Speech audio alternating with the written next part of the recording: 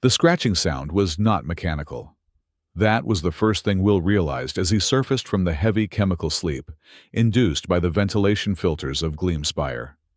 It did not sound like the rhythmic thrum of a maglev train passing on the upper rails, nor the metallic groan of the thermal expansion joints settling for the night. It was a desperate, wet, organic sound like bone scraping against ionized glass.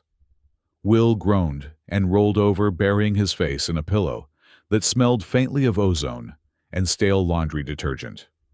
He reached out blindly with his left hand, his fingers brushing the cold surface of the nightstand, until he found the haptic interface of his alarm.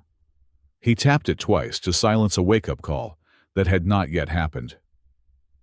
"Kettle," Will croaked, his voice thick with sleep. "Status report. Are the rats back in the conduits?" The household AI embedded somewhere in the ceiling plaster replied with a voice that was aggressively cheerful for 3 in the morning. "Negative, Will. Biometric scanners detect no rodent infestation. However, external audio sensors are picking up an anomaly on the balcony. Proximity alert immediate." Will sat up, blinking against the gloom.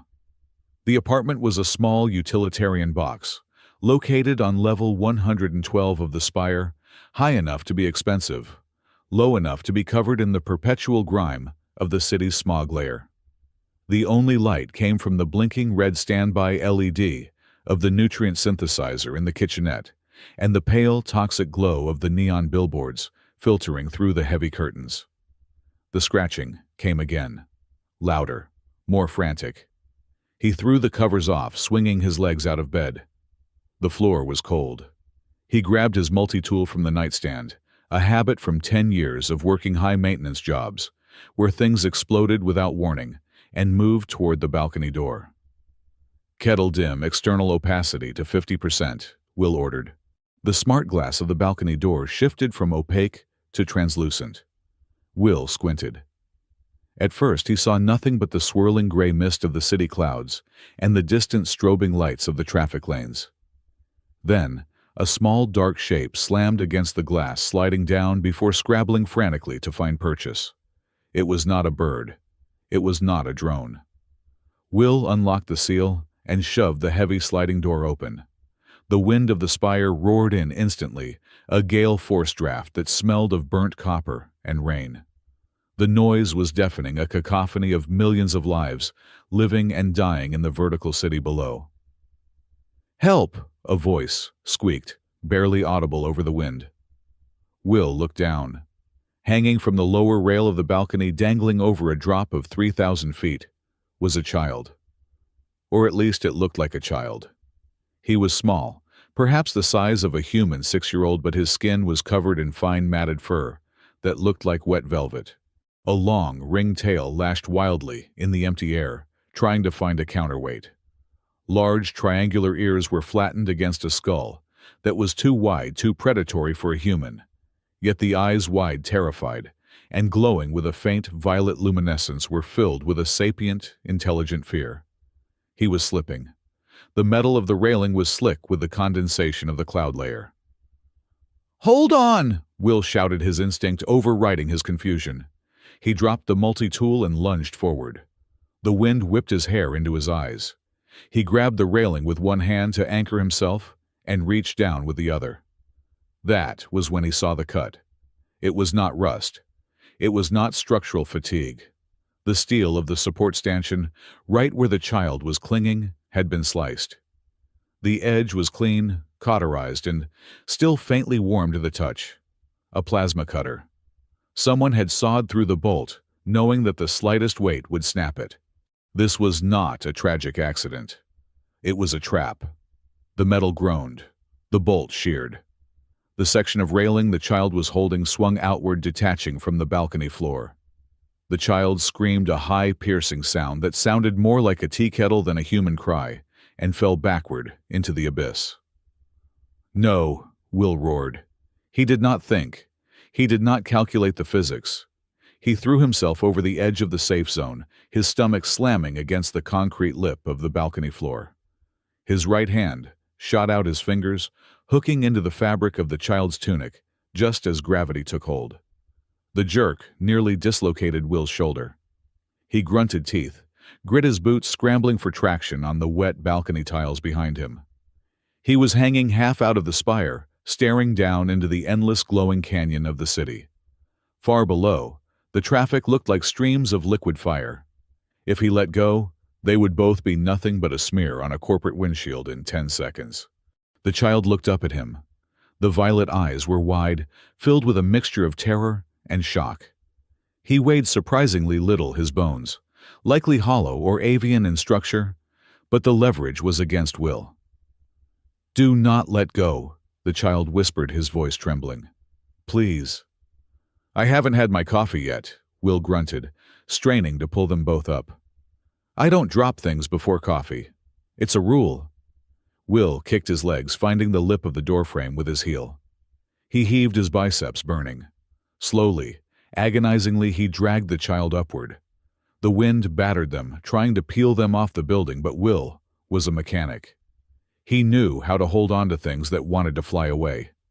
With one final lung-burning effort, Will hauled the child over the concrete lip and collapsed onto the balcony floor. He rolled onto his back, gasping for air, the adrenaline crashing through his system like a drug.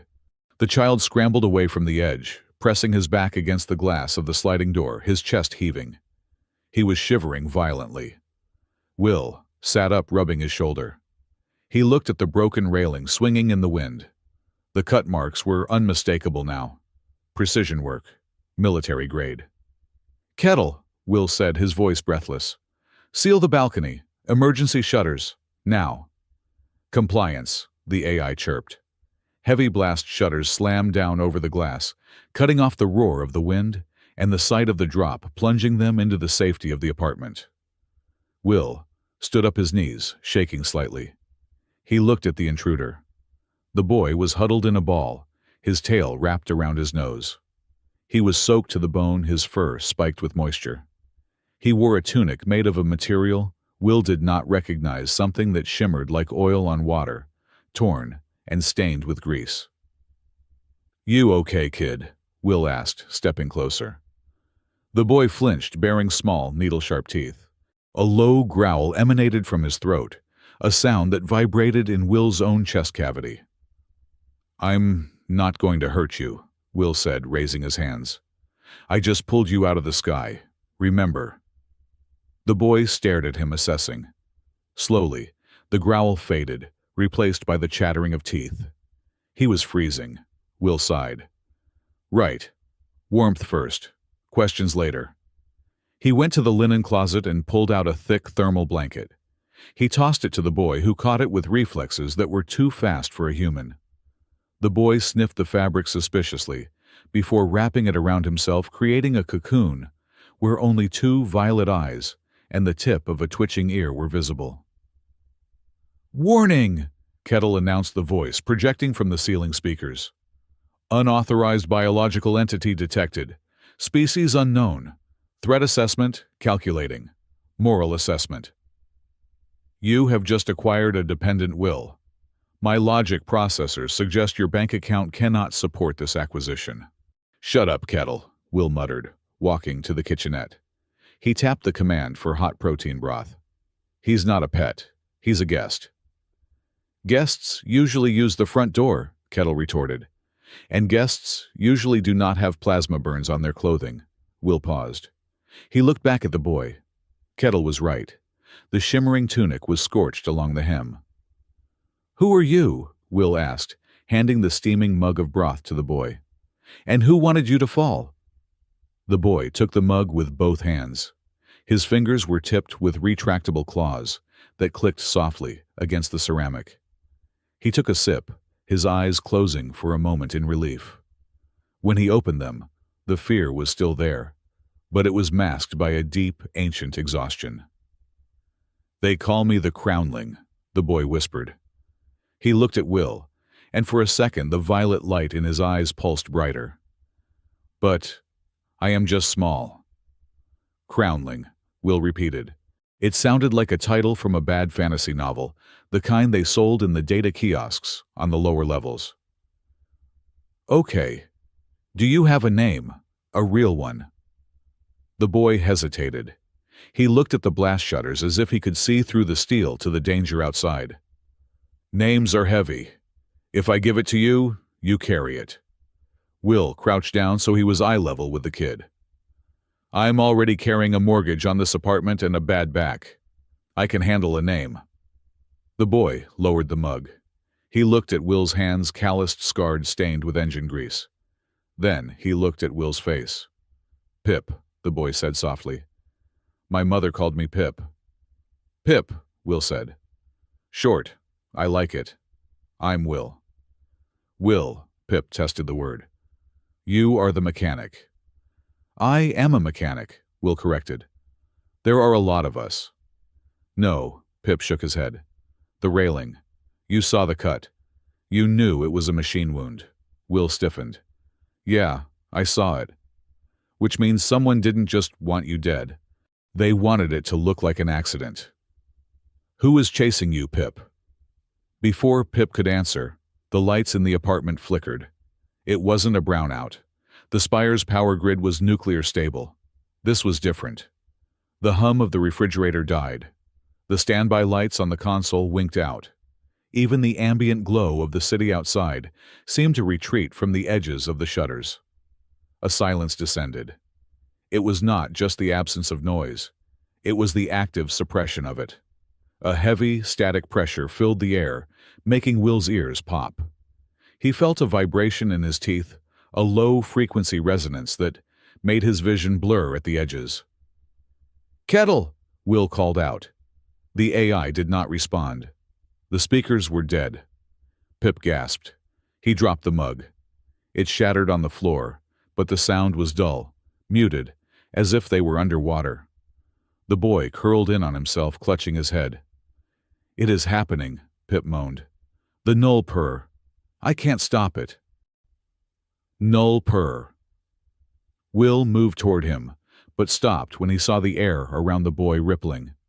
It looked like heat haze distorting the space around Pip's small body. They are looking for the signal, Pip cried out, his voice sounding distorted, synthesized. Do not let them take me. Do not let them file me away. Who Will demanded, reaching out to steady the boy. The debt hunters, Pip sobbed. And the queens, Will grabbed Pip's shoulder. Hey, look at me. Breathe. The moment Will's skin touched the boy's shoulder, a shockwave of energy blasted through the room. It wasn't painful, but it was blinding. Will felt a searing heat on the back of his right hand, the hand that was touching Pip. He yanked his hand back with a hiss. On the back of his hand, glowing beneath the skin in a pattern of intricate geometric lines, was a mark. It looked like a circuit board woven into a Celtic knot, pulsing with the same violet light as Pip's eyes. What did you do to me? Will stared at his hand. The light was fading, settling into a dull, bruised tattoo, but he could feel it humming, connecting directly to his nervous system. Pip stared at the mark, his mouth open. The distortion field, the null purr, suddenly retracted, snapping back into the boy's body. The lights in the apartment flickered back on. The refrigerator hummed. System reboot complete, Kettle's voice cut in, sounding glitches and confused. Error code 770. Power surge detected. Will, why is your heart rate at 140 beats per minute? You anchored it, Pip whispered, staring at Will with a look of absolute awe. The noise. You made it stop. Will rubbed the back of his hand.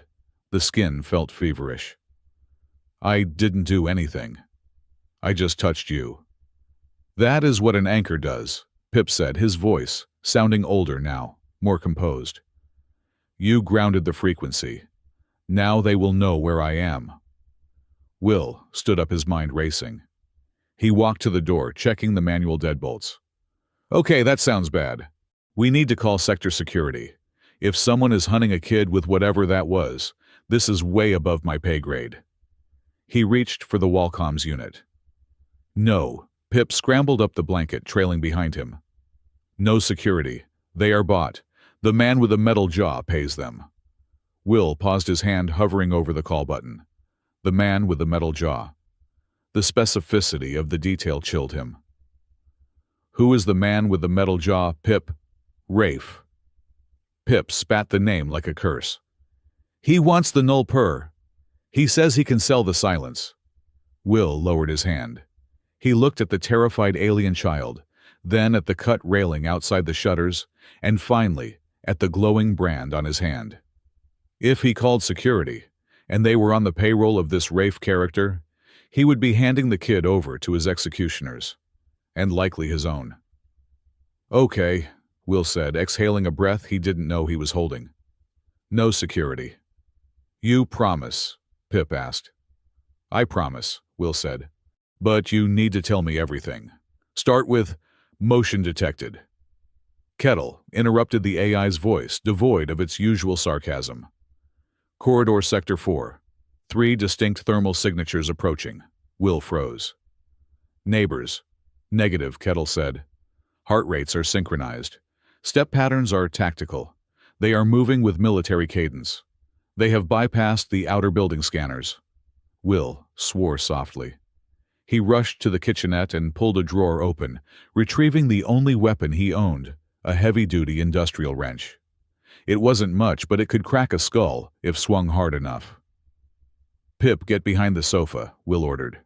The boy obeyed instantly, diving behind the synthetic leather couch, peering over the top with wide eyes.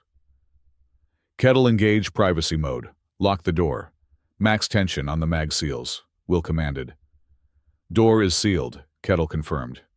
However, thermal readings indicate they are carrying shape charges. A mag seal will not hold against breaching explosives. Will stood in the center of the room, facing the heavy steel door of his apartment. The hallway outside was usually silent at this hour, save for the occasional drunk stumbling home. Now there was a sound. Click-clack, click-clack. It was the sound of hard boots on metal grating, but there was a rhythm to it that was terrifyingly precise. 3 sets of feet moving as one entity. They stopped right outside his door. Will tightened his grip on the wrench. His palm was sweating. The mark on the back of his hand began to itch. Through the digital peephole on the door control panel, Will watched as the sensors rendered the visitors. They were not sector security. They were not police. They were women, tall, lithe, and terrifying.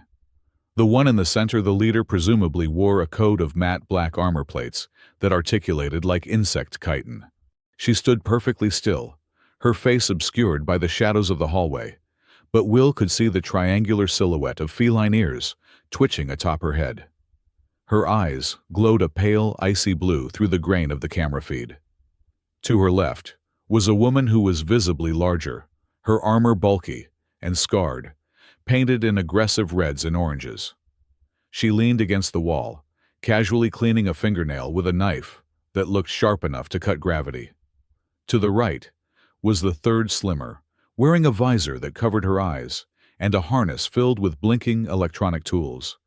She was tapping the air, interfacing with an invisible console. "They are hacking the door lock," Kettle whispered. "Firewall breached in 3-2. The door chime rang. It was a polite, cheerful sound that clashed violently with the tension in the room. "Open the door, William Vance," a voice spoke from the hallway. It was the woman in the center. Her voice was cool, smooth, and utterly devoid of mercy. It sounded like a glacier cracking. Will didn't move. "I'm not interested in whatever you're selling. Go away." "We are not merchants," the woman replied. "And we do not knock twice." "They have weapons," Pip whispered from behind the couch. "That is Seraphine. She is the ice. She does not miss." "Great," Will muttered. "I love a specialist." "The lock is disengaging," Kettle warned. "I cannot stop them. Their decryption algorithm is elegant."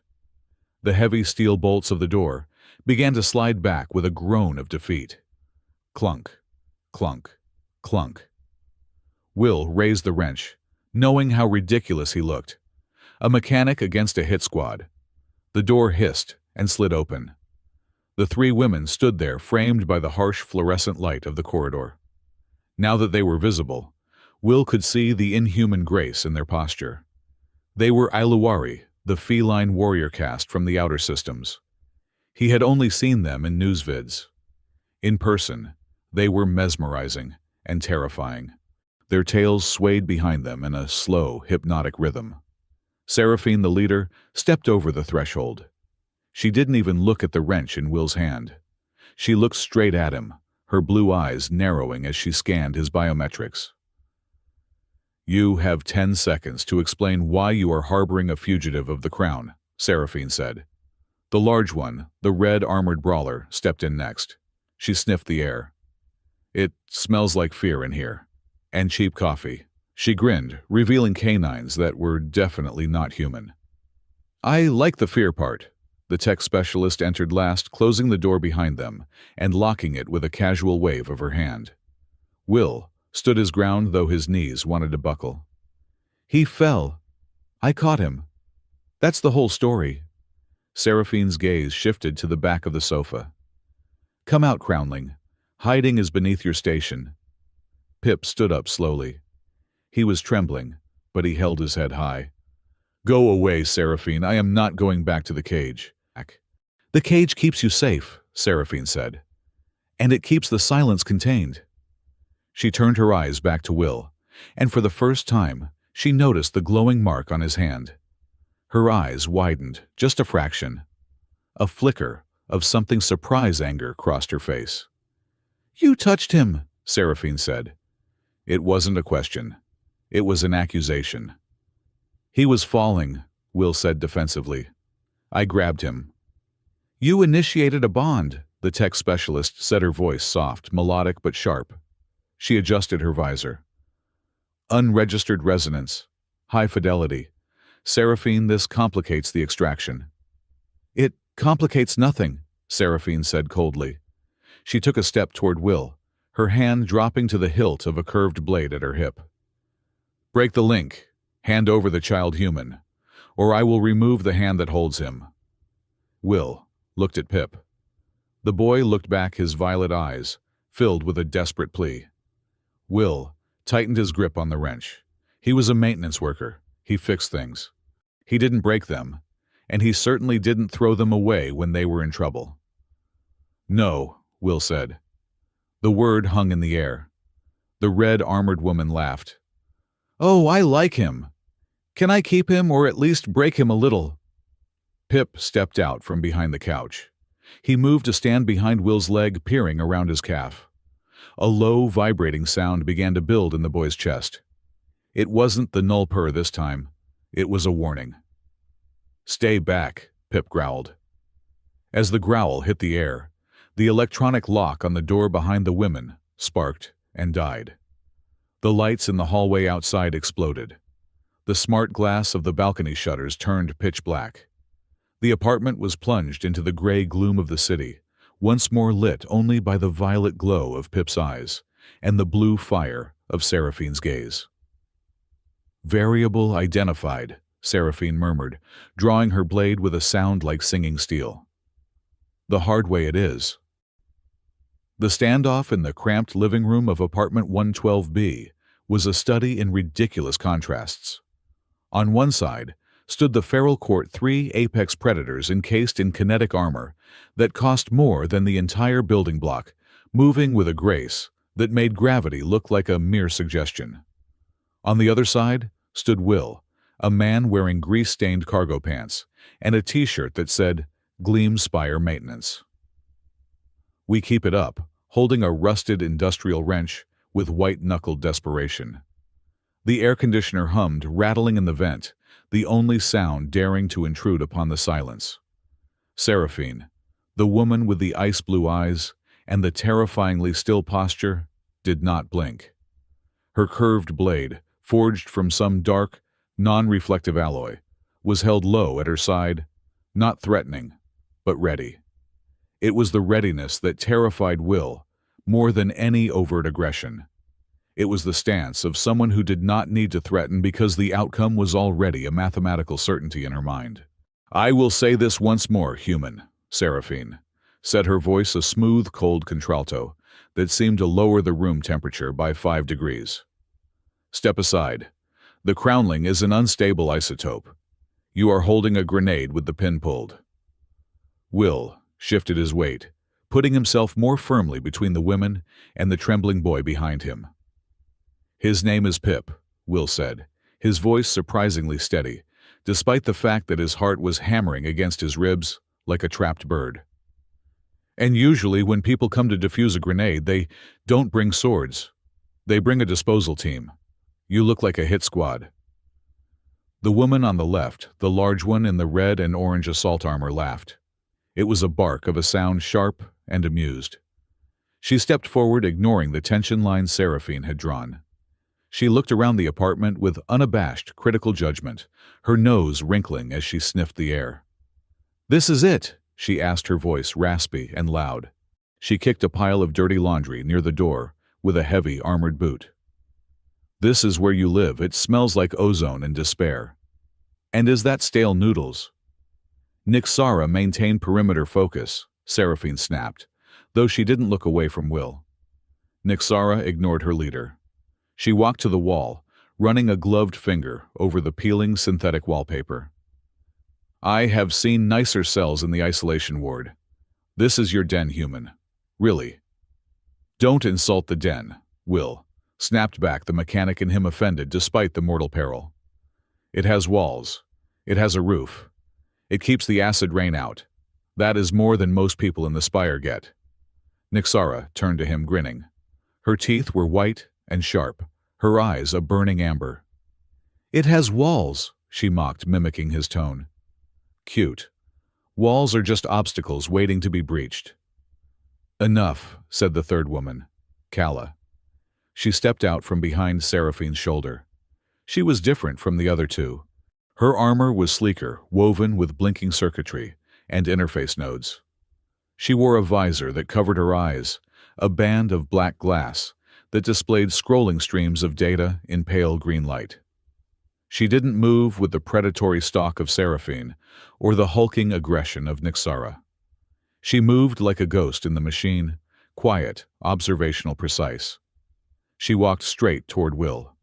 Will raised the wrench higher. "Do not swing that," Kala said softly. Her voice was melodic, lacking the harsh edge of the others. "You will dislocate your shoulder before you hit me, and then I will have to reset it.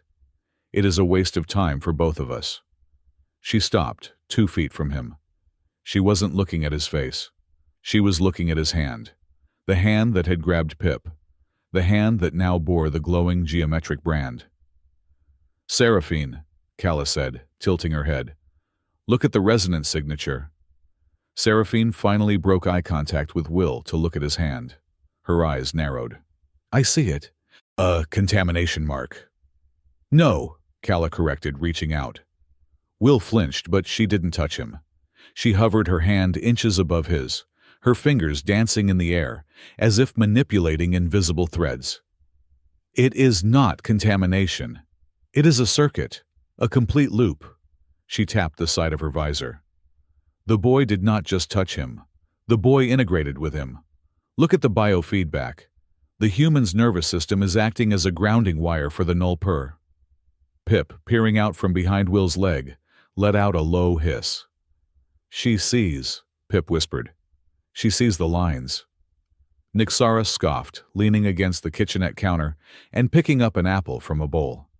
She examined it suspiciously before taking a massive bite, crunching loudly.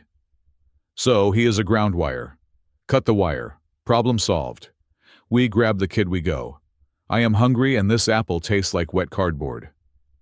"If you cut the wire now," Kala said, her voice turning hard, "the feedback loop will snap. The crownling's mind will shatter. And the human's heart will likely stop from the neuroshock." Silence descended on the room again. Will looked at the mark on his hand, then at Kala. "So, let me get this straight. If you take him, I die. If I keep him, you kill me. Is there a third option where nobody dies and you three leave my apartment?" Seraphine sheathed her blade. The sound was a sharp click that signaled a shift in tactics, not a surrender. She crossed her arms over her chest. "There is no option where we leave William Vance. Not yet." "How do you know my name?" Will asked. "Your mailbox is digital and your firewall is pathetic," Kettle's voice suddenly boomed from the ceiling, speakers startling Nixara into dropping the half-eaten apple. I tried to stop them, Will. But their intrusion software is rude. Highly effective, but rude. An AI, Kala noted, looking up at the sensors. Primitive, but functional. I am a Class 4 domestic management system, Kettle protested indignantly. I can toast bread to 400 different shades of brown. That is not primitive. Quiet, Kettle, Will muttered.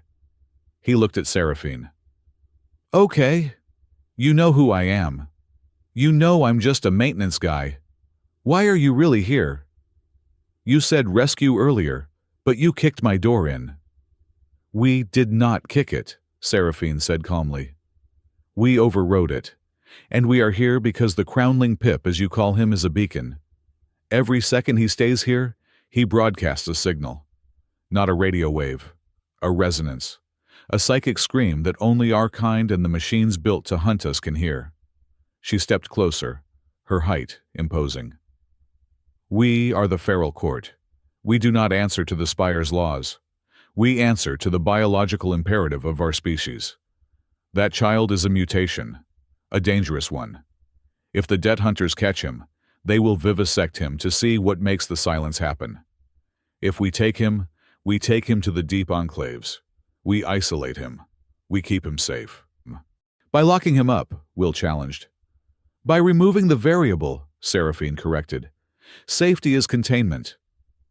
That sounds like prison with better PR, Will retorted. You are annoying, Nixara grumbled, wiping apple juice from her chin. Seraphine let me hit him. Just once, softly, to reset his attitude. Negative, Seraphine said. Kala says the bond is lethal to break. We are stuck. Stuck, Will repeated. What does stuck mean? It means, Seraphine said, her eyes flashing, that until we can figure out how to untie your nervous system from the child's resonance without killing you both, we cannot move him, and we cannot leave him here undefended. She looked around the apartment with disdain. Which means, unfortunately, we are staying. Will's jaw dropped. What? No. Absolutely not. This is a one-bedroom apartment. I have one bathroom. I have one towel. You are not staying. We are not asking for a lease, human, Seraphine said. We are commandeering a tactical position. This isn't a tactical position. Will waved his arms. It's my living room. I have work in the morning. I have to fix the hydraulic pumps on level 90. Not tomorrow, you don't, Nixara said, moving to the window. She tapped the blast shutters. Because if you step outside, Rafe Calder's drones will turn you into pink mist before you can punch your time card. The mention of the name made the room go cold. Rafe, Will said. Pip mentioned him, the man with the metal jaw. He is a debt hunter, Seraphine said. But that is a polite term. He is a butcher who works for the corporations. He hunts anomalies. And right now, you and the boy are the most expensive anomalies in the sector. Suddenly, a high-pitched whine cut through the air. It was barely audible on the edge of human hearing, but to the Aluari women, it was like a siren. Nixara's ears flattened against her skull. Seraphine spun around her blade, reappearing in her hand as if by magic. Contact, Seraphine hissed. Ventilation shaft. North wall. Will looked at the vent cover near the ceiling. The rats. No, Nixara snarled. She launched herself off the kitchenette counter. It happened in a blur. The vent cover exploded inward. A small, dark object shot out, moving with the erratic buzzing speed of a hornet. It was a micro-drone no bigger than a thumb, but equipped with a camera lens that glowed a malevolent red. It zipped around the room, scanning faces. It locked onto Pip. Pip screamed. It wasn't a sound. It was the null purr. The lights in the apartment exploded. Not just flickered, the bulbs shattered raining glass down onto the carpet. The refrigerator died with a heavy clunk. Kettle's speaker emitted a dying screech before going silent. Will felt the pressure in his skull again, the heavy underwater silence that drowned out the world. He fell to his knees, clutching his head. The drone caught in the interference field began to wobble. Its rotors sputtered. Nixara was already in the air. She moved with a gravity-defying leap, pushing off the back of the sofa. She didn't use a weapon. She used her hand. She snatched the drone out of the air, her armored gauntlet crushing it instantly. She landed in a crouch, sparks flying from the crushed metal in her fist. The null purr faded as Pip collapsed, sliding down the wall, exhausted. The emergency backup lights dim, amber strips along the floor flickered on. "Clear," Nixara announced, tossing the smoking debris onto Will's coffee table. "Spy unit. Model 7X. Cheap but fast." Will gasped for air, the pressure lifting from his brain. He looked at Pip. The boy was curled up again, shivering violently. Calla was moving before Will could. She knelt beside Pip, her hands glowing with a soft green light from her gauntlets. She didn't grab him. She didn't restrain him. She placed her hands on the floor on either side of him, creating a perimeter of light. "Resonance stabilization," Calla murmured, her voice a soothing hum. "Breathe, little one. The noise is gone. You are the only sound in the room. Just you." It was a technique, a medical protocol. Will watched, stunned. These were killers, assassins. But Calla's voice was gentle, her movements devoid of any threat. She wasn't treating a target. She was comforting a child. Pip stopped shaking. He looked up at Calla, his eyes wide. "You do not hurt." "Not today," Calla said softly. She reached into a pouch on her belt and pulled out a small foil-wrapped bar. "Nutrient block. High calorie. Eat. Using the silence takes fuel." She handed it to him. Pip took it, sniffing it, then took a small bite.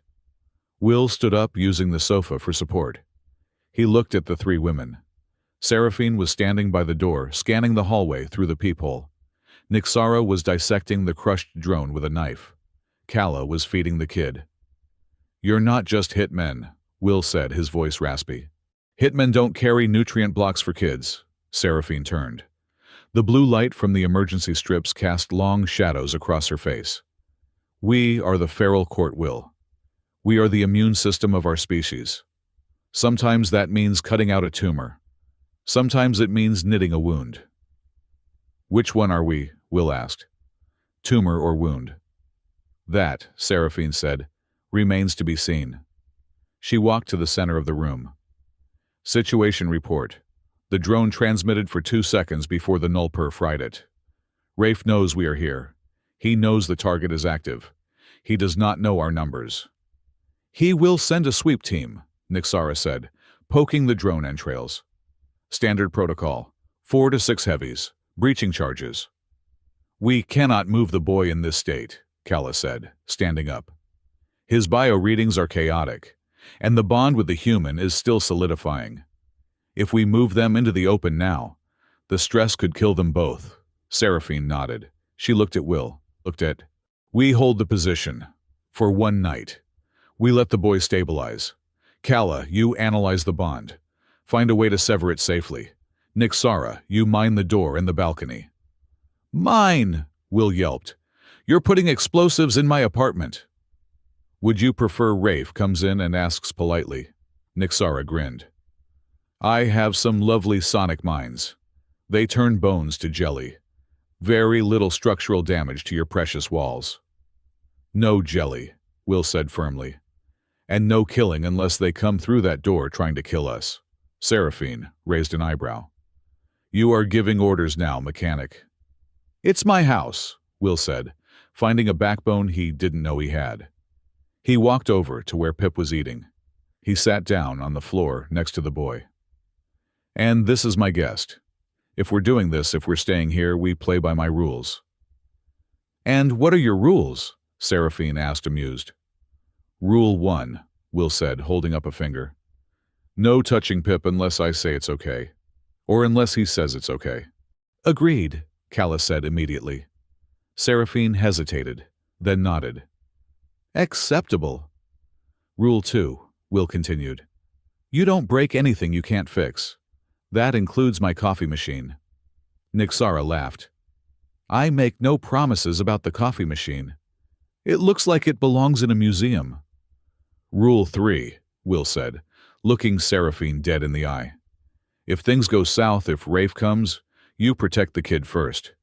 You don't use him as bait. You don't trade him. Seraphine stared at him. For a long moment, the only sound was the wind howling outside the blast shutters. We do not trade our own, Seraphine said quietly. That is the law of the court. Good, Will said. Then you can stay. For tonight. Generous, Seraphine said dryly. Nixara, secure the balcony. Kala, get the lights back on. I hate fighting in the dark. As the women moved to their tasks, the apartment transformed. It wasn't a home anymore. It was a forward operating base. Nixara was sticking small, disc-shaped devices to the window frame. Kala was interfacing with the fuse box, her visor scrolling rapid-fire code. System restoring, Kettle's voice crackled back to life. Power levels at 60%. I must protest. The occupancy limit of this unit is 2 persons. We are currently at 5 distinct biological signatures. The oxygen scrubbers are going to be overworked. I suggest you charge them rent. Put it on my tab, Kettle, Will sighed. He stood up and walked into the kitchenette, needing something to do with his hands. He filled a pot with water to boil. The synthesizer was offline, so manual cooking was the only option. Kala appeared beside him, silent as a shadow. Will jumped slightly. Do you have a bell? You should wear a bell. That is a stereotype, Kala said, her lips twitching in what might have been a smile. She was looking at the drone parts on the counter again. But effective. She reached out and picked up a fragment of the drone's memory core. You surprised Seraphine. I doubt that, Will said, turning on the burner. She looks like she hasn't been surprised since the last century. She expected you to beg, Kala said. Or to run. Most humans do when they see us. We are designed to be frightening. It is part of the armor. I've worked in the lower levels, Will said, watching the water bubbles form. I've seen things scarier than you. Try fixing a sewage cycler when it's backed up. That's scary, Kala chuckled. It was a warm sound contrasting with the cold steel of her gear. She leaned against the counter, removing her visor. Will looked at her properly for the first time. Her eyes were not glowing like Seraphine's or burning like Nixara's. They were a deep, soft gold, flecked with green. They were tired eyes. You caught him, Kala said softly. At the railing. I saw the footage from the building sensors before we hacked the door. You threw yourself over the edge. Gravity does most of the work, Will shrugged, uncomfortable with the praise. No, Kala said. She looked at his hand again, the one resting on the countertop. Most people would have let go when they saw the railing snap. Self-preservation is the strongest instinct. You overrode it. I'm a mechanic, Will said, as if that explained everything. When something is falling, you catch it. When something is broken, you fix it. You don't let it smash just because it's inconvenient. Is that what he is to you? Kala asked. Something broken.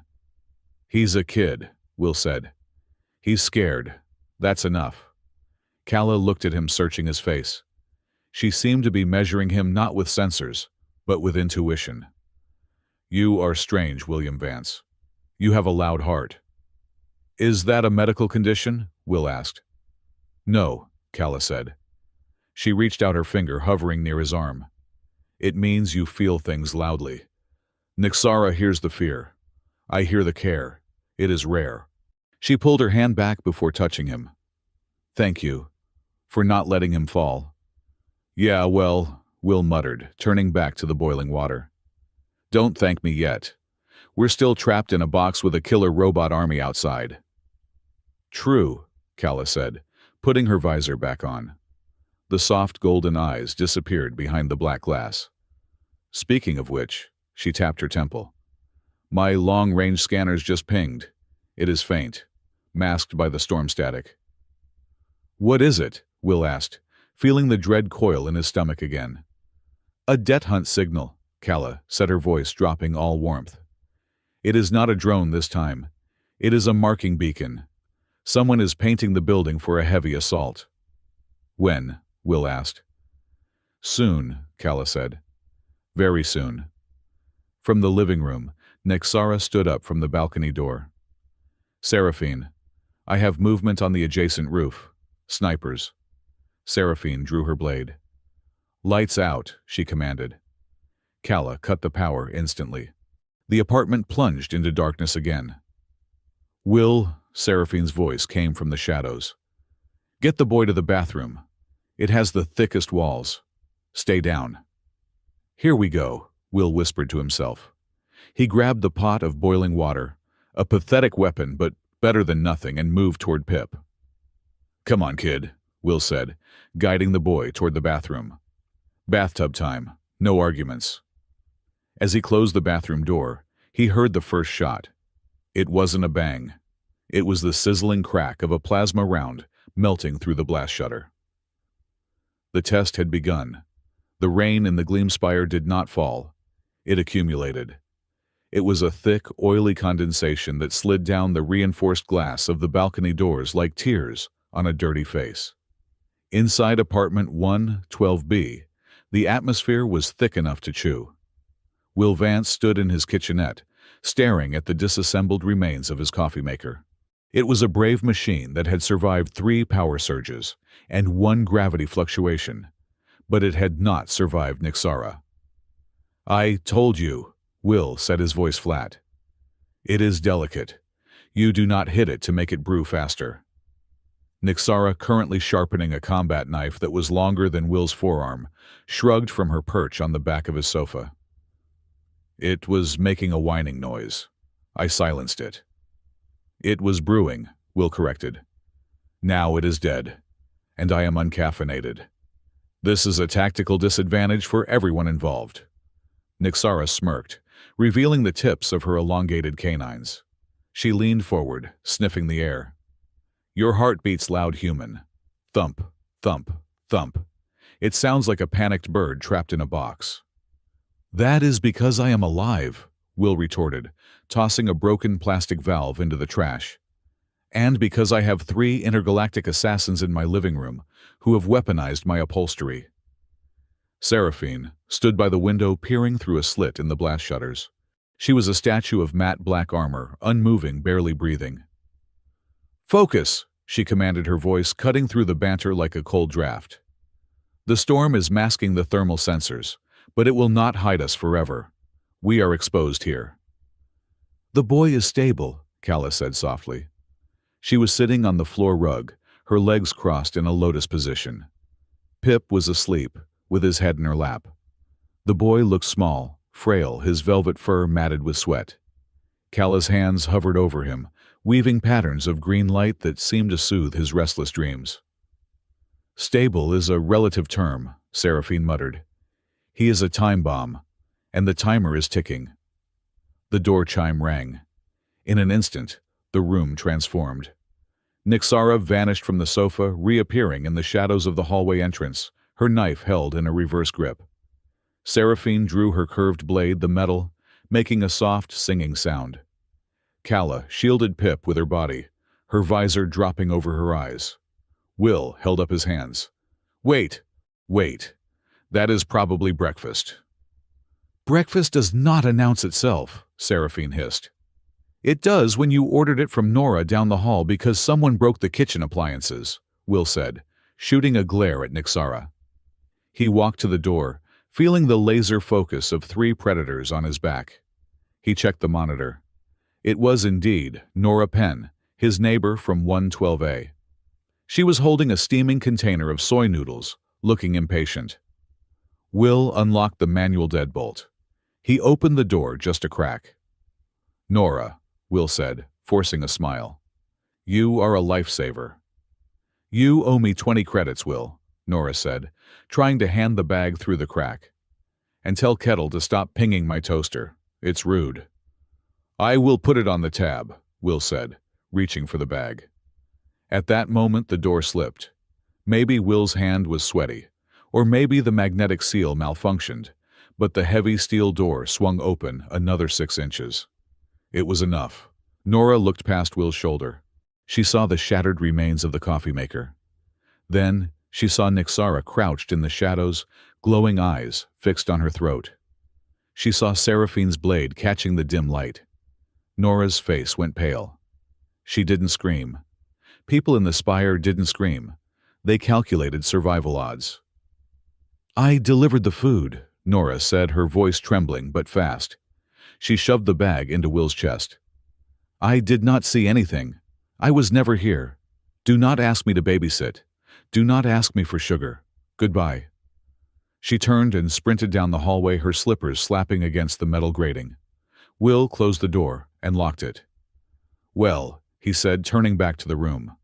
"There goes my reputation as a boring neighbor." "She saw us," Seraphine said, her eyes narrowing. "She is a loose end." "She is a nurse who works double shifts," Will said, walking to the table and setting the food down. "She doesn't care about alien politics. She cares about paying rent. She won't talk." "Everyone talks when the pain starts," Nixara said, standing up and sheathing her knife. She moved to the food bag. "I hope she brought extra spice packets." Will ignored her and walked back to the door to engage the secondary locks. As he reached for the handle, he stopped. There was something stuck to the metal, just below the peephole. It hadn't been there when he opened the door for Nora. It must have been placed there in the split second Nora was running away, or perhaps it had been there all morning invisible until the light hit it right. It was a small adhesive tag, a black circle with a jagged silver line running through it. Will felt a cold knot tighten in his stomach. He knew that symbol. Everyone in the lower sectors knew it. It was the mark of a debt hunter claim. It meant property pending. "Seraphine," Will said, his voice low. The tone made the Aluwari leader turn instantly. She was at his side in a heartbeat. She looked at the tag. "Rafe," she said. The name was a curse. "He was here?" Will asked. "No. If he was here, the door would be gone," Seraphine said, peeling the tag off with a gloved claw. She crushed it in her hand. "This is a psychological marker. He is telling us he can touch us. He is telling us the walls do not matter." "He is playing with his food," Nixara growled from the table. "I hate it when they play." "He is tightening the net," Calla said from the floor. Pip stirred in her lap, whimpering. "He knows we are dug in. He is waiting for a mistake." "We need to move," Will said. "If he knows exactly which door is mine." "He has known since last night, human," Seraphine said. "Moving now is suicide. The corridor is a kill box. Our best chance is to hold until the storm breaks and our extraction ship can dock at the upper tier." "Extraction ship?" Will asked. "You didn't mention a ship." "You did not have clearance," Seraphine replied coolly. Suddenly, the vent cover above the kitchenette rattled. It was a small sound, barely audible over the wind outside. But in the tension of the room, it sounded like a gunshot. "Down!" Seraphine roared. She shoved Will hard, sending him crashing into the wall. The vent cover exploded. This was not a single scout drone. A swarm poured out black metallic insects the size of fists, buzzing with the angry whine of high RPM rotors. There were at least a dozen of them. They didn't scan. They attacked. Red lasers painted the room. "Suppressing fire!" Seraphine yelled. She raised her left gauntlet, and a pulse of blue energy erupted from her wrist, blasting 3 of the drones into shrapnel. Nixara was a blur of motion. She leaped onto the kitchen counter, flipping off the wall to intercept a cluster of drones. She didn't shoot. She slashed. Her knives moved so fast they were invisible, carving through metal and wire. Sparks showered down like fireworks. "Calla, shield the boy," Will shouted, scrambling to his feet. He grabbed a heavy metal tray from the table. Nora's noodle delivery went flying and swung it like a shield. A drone dived at him, a taser probe extending from its underbelly. Will batted it away with a clang that vibrated up his arm. "Kettle defense protocols!" Will screamed. "I am trying," the AI wailed. "They are jamming my frequencies. I cannot target them." Calla had pulled Pip into the corner, curling her body around him. Her armor flared with a golden energy shield, absorbing the stun bolts fired by the drones. "There are too many," Kala gritted out. "They are swarming."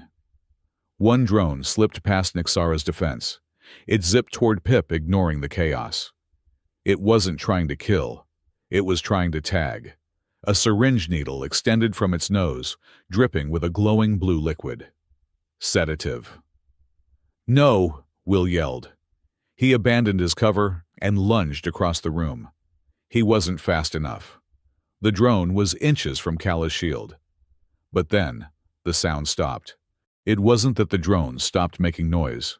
The concept of sound ceased to exist. Pip had opened his eyes. They were burning with a violet light so intense, it looked like a welding arc.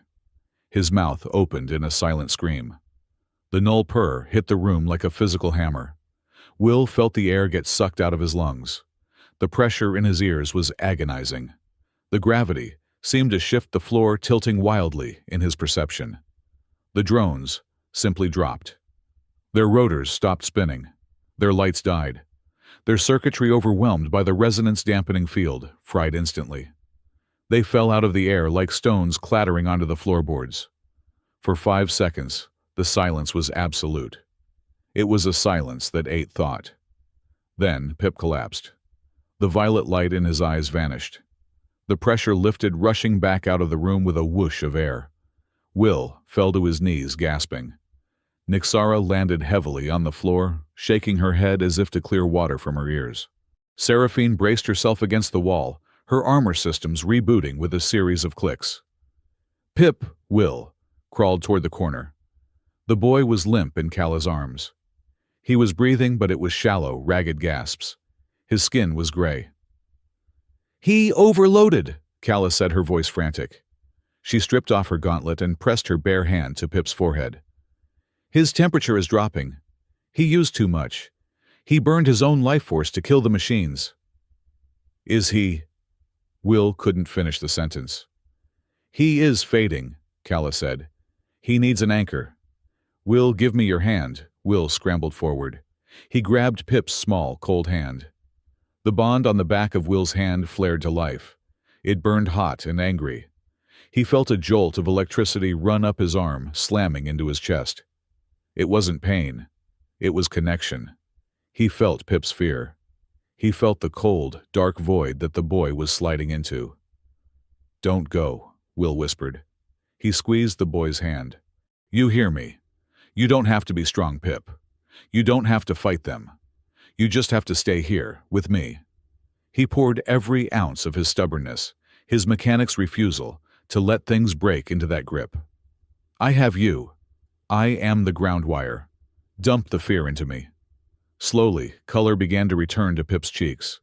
The ragged breathing smoothed out. The boy's eyelids fluttered. "Will," Pip whispered. His voice was a thread.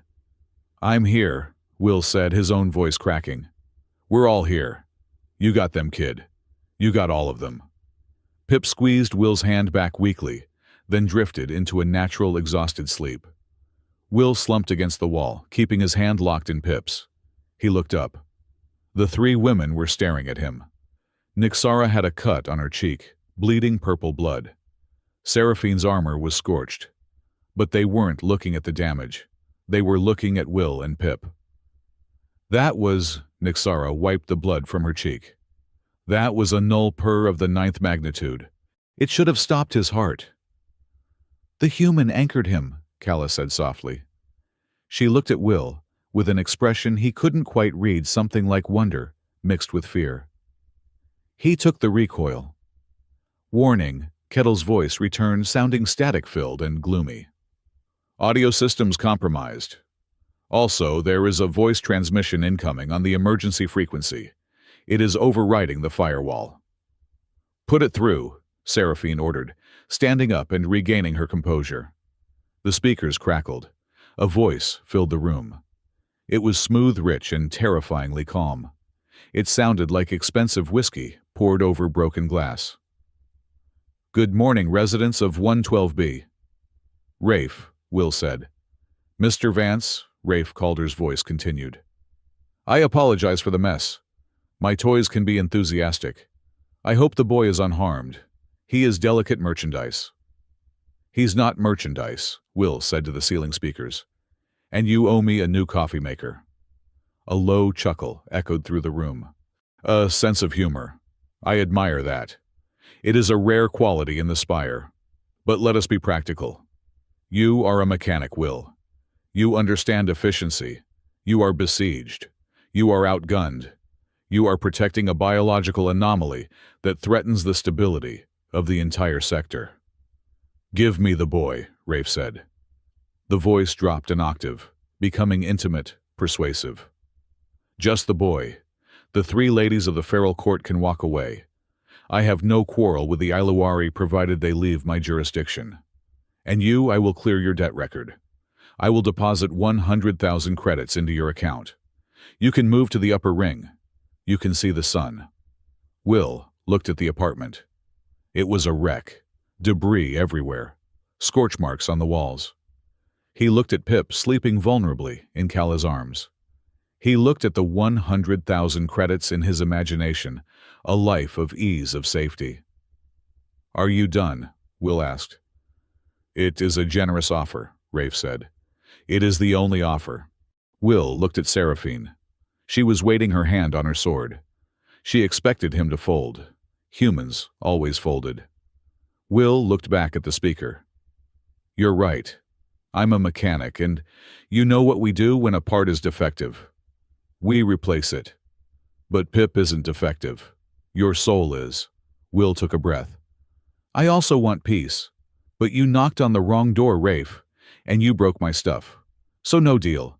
Come and get us if you think you can afford the bill. There was a long silence on the line. Disappointing, Rafe said. His voice lost all warmth. But expected. Prepare yourself, Will. The rain is about to get much heavier. The connection cut with a sharp click. Will let out a long exhale and let his head thunk back against the wall. I probably shouldn't have antagonized the guy with the army. You did well, Seraphine said. It was the first compliment she had given him. He respects strength, or at least he recognizes it. He recognizes he needs bigger guns, Nixara grunted. She sat down on the floor and began to strip off her gauntlet. Her arm underneath was bruised, the fur matted with dried blood. Kala, I need a patch. That last drone had a kinetic kicker. Kala moved to her sister, opening a medical kit from her belt. Will watched as she worked. Her hands were efficient, cleaning the wound, applying a dermal regenerator. We cannot stay here, Kala said, quietly as she worked. Rafe will not send drones next time. He will level the floor. The storm is peaking, Seraphine said, looking out the window. No air transport can dock for at least 4 hours. We are grounded. 4 hours, Nixara hissed, wincing as Kala sealed the wound. We have held positions for days against the Voidstalkers. We can hold a hallway for 4 hours. Not with a civilian, Seraphine pointed out. She looked at Will. And not with a crownling who passes out after one burst. Kala finished the bandage and looked up. She caught Will's eye. He was still holding Pip's hand. She stood up and walked over to him. She didn't look like a warrior now. She looked exhausted. You are tired, Kala said. I'm terrified, Will corrected. There's a difference. Kala sat down next to him, leaning her back against the wall, shoulder to shoulder with him. Most men run from the feral court. We are death. We are the sharp end of the universe. But you invited us in.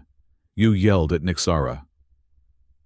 She broke my coffee maker, Will mumbled. Kala smiled. It was a genuine smile this time, reaching her golden eyes. You handle the fear well, Will. You do not let it drive. I used to work on the fusion cores, Will said quietly. If you panic there, you melt. You learn to just keep your hands steady. My hands are not always steady, Kala admitted, looking at her own fingers. I am tired of the running, Will. The hunting. The feral court, we are honor-bound, yes. But sometimes I wonder if we are just weapons waiting to be broken. She turned her head to look at him. Their faces were inches apart. He could smell the ozone on her armor, and underneath that a scent like warm spice and rain. "You made Pip feel safe," Calla whispered. "You make this wreck of a room feel safe." "It's the walls," Will joked weakly. "I told you they're good walls." Calla didn't laugh. She reached out and touched the back of his hand, the one holding Pip's. Her skin was cool soft. She didn't trigger the bond. She just held his hand. "You are not afraid of the soft things," Calla said. "That is what Rafe does not understand. He thinks softness is a crack in the armor. You know it is the glue that holds the armor together." Will looked at her. For a moment, the war outside didn't exist. There was just the hum of the backup lights and the golden eyes of a woman who was learning that she didn't always have to be a knife. Across the room, Seraphine watched them. Her expression was unreadable, but her tail flicked with agitation. "Sentiment," Seraphine muttered to herself. "It kills faster than a bullet." But she didn't interrupt them. "Seraphine!" Nixara's voice broke the moment. She was standing by the sensor array Calla had set up earlier. "You need to see this." Calla pulled her hand away. Will felt the loss of contact immediately. "What is it?" Seraphine asked, striding over. "I am running a diagnostic on the bond," Nixara said, pointing at the holographic display. "Trying to find the frequency to separate the human from the boy." And I found a ghost signal," Nixara said. Her voice was grim. "Look at the waveform. It is embedded in the link itself." Calla joined them, her eyes scanning the data. She gasped. "What?" Will asked, sensing the shift in the room. "What's wrong?" Calla turned to him, her face pale. "The bond," she said. "The mark on your hand. It is not just a connection to Pip. It is a transmitter." "A transmitter?" Will looked at his hand. "Rafe didn't just find us because of the null purr," Calla said, horror growing in her voice. "The moment you touched Pip, the moment the bond formed, it created a quantum entanglement signature. Rafe has the other end of the frequency." Seraphine swore a harsh, guttural sound in her native tongue. "He is tracking the bond itself." "So, turn it off," Will said. "Block it." "We can't," Calla said. "It is biological. It is in your nerves. As long as you are the anchor, as long as you are connected to Pip, Rafe knows exactly where you are. To within a millimeter." "And if we cut the bond?" Will asked. Calla looked at Pip sleeping peacefully. "If we sever the bond now, violently, Pip's mind will have nowhere to ground the null per energy. He will detonate. He will die." "So," Will said, standing up slowly. "If I stay with him, Rafe finds us. If I leave him, he dies." "We are not besieged," Seraphine said, her voice hollow. "We are tagged livestock. Then we stop hiding," Will said. He grabbed his wrench from the floor. The weight of it felt good solid. "If he knows where we are, let's go somewhere he doesn't want to follow." "Where?" Nixara asked. "The roof is blocked. The hall is a trap." "Down," Will said.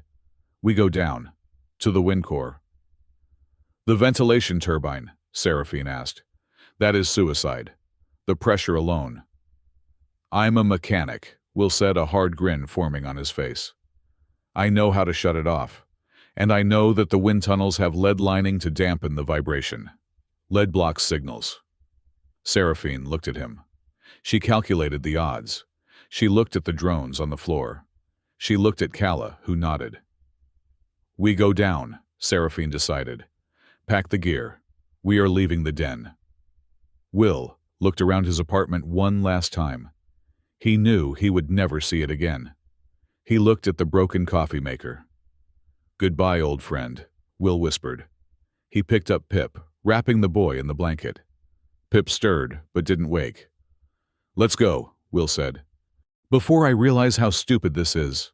They moved to the door. Nixara planted a charge on the lock. 3, 2, 1. The door blew outward. and the feral court with their mechanic and their crownling stepped out into the neon-lit crossfire. The hallway of level 112 smelled of burnt wiring and imminent violence. The blast door of Will's apartment was currently holding, but the structural integrity was a polite fiction at best. Inside, the air was heavy with the ozone scent of discharged plasma weapons and the deeper, earthier smell of fear. "We cannot stay here," Kala repeated, her golden eyes, scanning the scrolling data on her visor. "The signal masking from the storm is degrading. Rafe has triangulated the general sector. Once the wind dies down, he will not send drones. He will send a breaching team with gravity rams." "Then we leave," Nixara said, pacing the small living room like a caged tiger. She kicked a piece of shrapnel from the earlier drone attack. "We go to the roof. We jump. We find a new hole." "We cannot jump," Seraphine said, her voice ice-cold. She stood by the window, peering through the slat in the shutters. "The storm is a Category 5. The wind shear alone would strip the flesh from your bones before you hit the next tower. And the boy—" She glanced at Pip, who was curled up on the rug, clutching a nutrient block. "The boy cannot survive the exposure. So we are trapped," Will said. He was kneeling on the floor, packing a canvas tool bag. He threw in a laser cutter, a hydrospanner, and a roll of industrial duct tape. "Unless we stop him from seeing us," Kala turned to him. "Explain." "The tracking," Will said, standing up. "You said Rafe is tracking the bond between me and Pip. He is using the building's sensor grid to boost the signal, right?" "Correct," Kala nodded. "The spire is a smart structure. Every light bulb, every vent, every door lock is a node. Rafe has subverted the local grid. He is using the building itself as a microphone to listen to your neural resonance." "Then we blind the building," Will said. He hoisted the heavy bag onto his shoulder. "The central processing hub for this sector isn't in the server room. It's in the wind core." "The turbine shaft," Seraphine frowned. "That is infrastructure, not data." "In the spire, wind is power," Will said, feeling a surge of professional confidence. This was his world. "The wind core regulates the pressure, the power generation, and the environmental sensors. All the data lines run through the cooling systems in the core to keep from overheating. If we get in there, we can physically sever the hardline connection to the sector grid. We turn 112B into a dead zone. No sensors, no signal. Rafe goes blind." Seraphine considered this. Her blue eyes calculated risk versus reward in a microsecond. "It is a tactical blackout. I like it. But the core is a restricted zone. Heavy security." "I have a key," Will said, tapping the ID badge clipped to his belt. "And I know the maintenance routes. The ones the security drones don't patrol because they're too dirty." "I will go," Seraphine stated, adjusting her gauntlets. "Nixara, you hold the perimeter here. Kala, you stay with the boy." "No," Will said firmly. Seraphine turned to him, her expression dangerous. "Excuse me." "You don't know the core," Will said, meeting her gaze. "It's a maze of high-pressure turbines and magnetic fields. One wrong step and you get turned into red paste. And you don't know how to bypass the hydraulic locks without tripping the silent alarm." "I do." "You are a civilian," Seraphine said dismissively. "You will slow me down. I am the only reason you're getting inside without blowing the place up and alerting the whole city," Will countered. "I'm going," Nixara snorted from the corner. "The mechanic has claws. Dull ones, but claws nonetheless." "He is right, Seraphine," Kala interjected softly. "The interface will be manual. I can hack the software, but someone needs to manipulate the hardware. And the bond." She pointed to Will's hand. "If Will leaves the sector, the signal moves. If he stays here, the signal stays here. If he goes to the core, Rafe might think he is fleeing and redirect his forces, buying us time." Seraphine stared at Will for a long moment. Finally, she gave a sharp nod. "Fine. You are the guide. But if you lag behind, I carry you. If you jeopardize the mission, I leave you." "Deal," Will said. He turned to look at Pip. The boy was watching them with wide, terrified eyes. He knew something was happening. He knew Will was leaving. Will knelt down. "Hey, buddy." Pip scrambled forward and grabbed the front of Will's shirt. His small claws hooked into the fabric. "No, do not go. The loud men are coming." "I have to go to stop the loud men," Will said, keeping his voice steady. "I need to turn off the lights so they can't find us. But I need you to stay here. It's too dangerous where I'm going, too loud for your ears." "I will be alone," Pip whispered. "No," Will said. He looked at the door. "Nora." The door to the bathroom where Will had unceremoniously shoved his neighbor earlier creaked open. Nora Penn stood there looking like she wanted to be literally anywhere else in the galaxy. She was holding a toilet brush like a weapon. "I am not part of this," Nora hissed. "I am a dental assistant. I do not do sieges." "Nora, listen to me," Will said, standing up and walking over to her. "You are the toughest person on this floor. You survived the Great Flu of 22, and you survived living next to me playing loud jazz at 2 in the morning. I need you to watch him." "He is an alien fugitive," Nora whispered furiously. "And there are ninja cats in your living room." "He is a kid," Will said. "And he is scared. Just sit with him. Feed him the soy noodles. If anything tries to come through that door, Nixara will turn it into confetti before it touches you. You just keep him calm." Nora looked at Pip. The boy looked back, his ears drooping, his tail wrapped around his ankles. Nora sighed a long, ragged sound of defeat. "Fine. But you owe me 200 credits now. And you are fixing my sink." "Deal," Will said. He turned back to Pip. "See, Nora is in charge. She's terrifying. You'll be safe." Pip looked at Will. "You come back?" "I promise," Will said. He placed his hand, the one with the glowing bond, on Pip's shoulder. A spark of warmth passed between them. "I'm just going to fix a fuse. I always come back from a job." Will stood up and looked at Seraphine.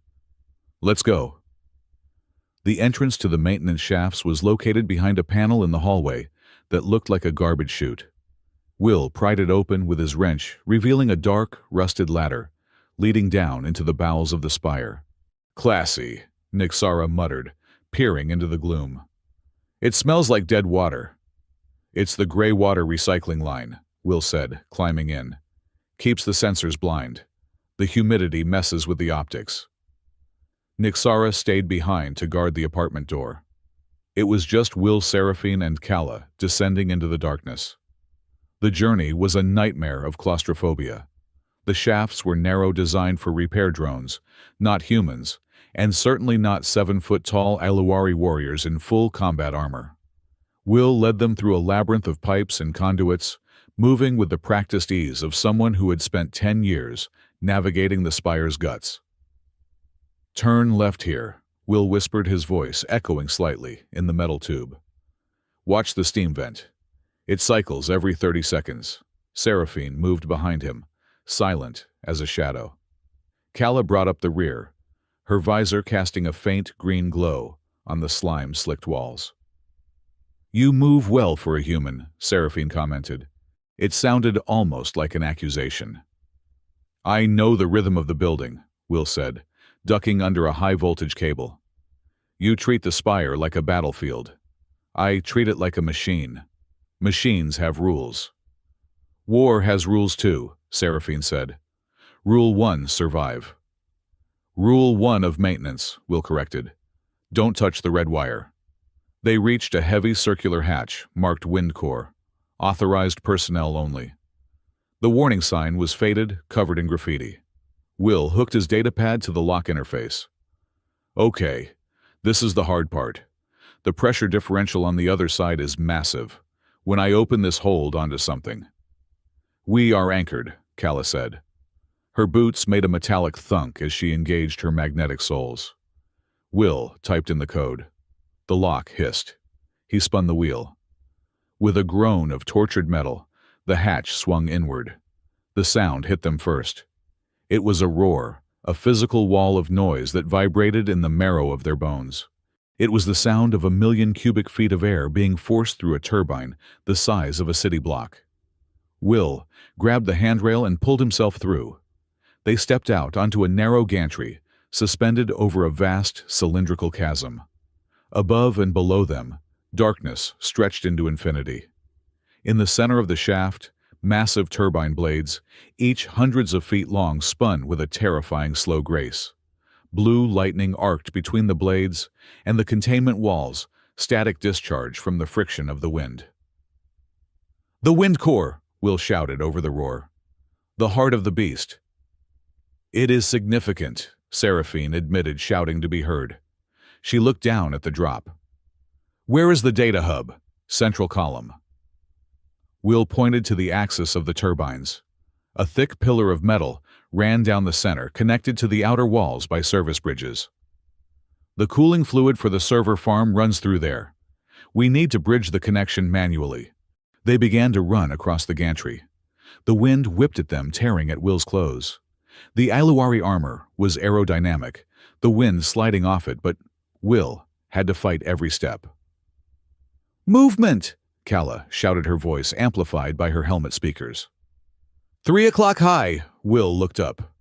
Descending from the shadows of the upper machinery were drones. But these weren't the small scout drones from the apartment. These were heavy lifters, industrial maintenance drones repurposed for combat. They had welding torches and gripping claws, strong enough to crush steel beams. "They are part of the Corps' automated defense," Will yelled. "Rafe must have triggered the intruder alert." "I will handle the scrap metal," Seraphine said, drawing her curved blade.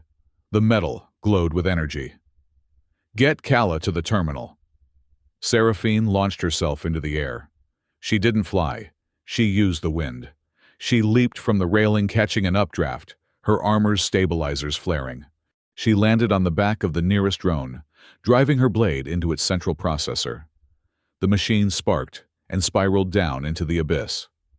"Show off," Will muttered, pushing forward. He and Kala reached the central column. There was a control panel embedded in the wall, covered in a thick layer of grime. "I need to bypass the physical lock," Will shouted. He jammed his wrench into the panel's casing and heaved. The metal popped open.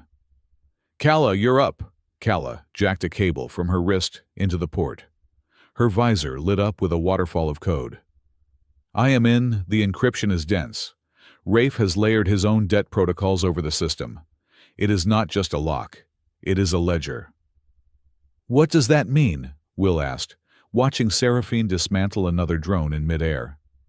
"It means every system in this building owes him processing power," Kala said, her fingers twitching in the air as she manipulated the virtual interface. "He has bought the loyalty of the logic gates. I have to outbid him." "Can you do it?" "I am a crypto-architect of the Feral Court," Kala said, her voice tight. "I do not bid. I steal." Suddenly, the lights on the gantry slammed from amber to a harsh blood red. A hologram flickered into existence on the platform in front of them. It was a man. He was tall, wearing a suit that cost more than Will's entire lifetime of earnings. His face was handsome, but part of his jaw was replaced by a sleek chrome prosthetic. Rafe called her. The hologram was translucent, flickering in the wind, but the sneer was high definition. "Mr. Vance," Rafe's voice boomed over the Corps' PA system, cutting through the turbine roar. "And the lovely Kala, you are trespassing on corporate property. Again." "We're just doing some unscheduled maintenance, Rafe," Will shouted, stepping in front of Kala to shield her while she worked. "You have a pest problem. We're clearing the bugs." "You are the bug, William," Rafe said smoothly. "You think you can cut the line. You think if you blind the sensors I won't find you. I own the water you drink. I own the air you are breathing right now. The debt is absolute." "The debt is fake," Will yelled back. "You manipulate the numbers to keep people hungry so they're too tired to fight back. You want silence because noise means people are alive." "Silence is order," Rafe said. He walked, or his hologram simulated walking toward Will. "The boy Pip is the ultimate silence. A pure, clean slate. With his null purr, I can silence dissent before it is even spoken. I can quell riots with a single pulse. Think of the peace, Will. Peace, Will laughed, a harsh, barking sound. That's not peace. That's a coma. You don't want to save the city. You want to lobotomize it. I am offering you a choice, Rafe said. Step away from the console. Let the girl stop her hacking. I will let you walk out of here. I will even let you keep your little apartment walls. And Pip, Will asked. Pip comes to me, Rafe said. Unharmed, whole. Will looked at the hologram. He looked at the chrome jaw, the dead eyes. Then he looked at Calla, who was sweating, her hands shaking as she fought the code. Hey, Rafe, Will said. Yes. You forgot to factor in the variable cost, Will said. What variable? Stubbornness, Will grinned. Calla now? Calla slammed her hand onto the console. Cut, a massive boom echoed through the shaft. The blue lightning arced wildly.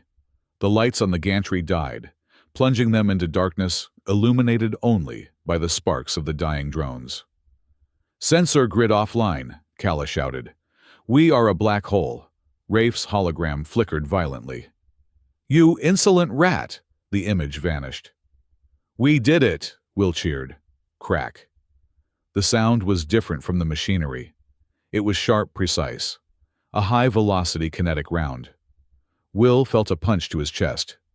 It didn't hurt at first. It just felt like someone had hit him with a hammer. He stumbled back, gasping. Will! Calla screamed. He looked down. There was a hole in his maintenance vest. But there was no blood. He tapped his chest. The heavy steel plate of his multi-tool kit strapped across his chest had caught the round. It was dented hot to the touch, but it had held. Sniper!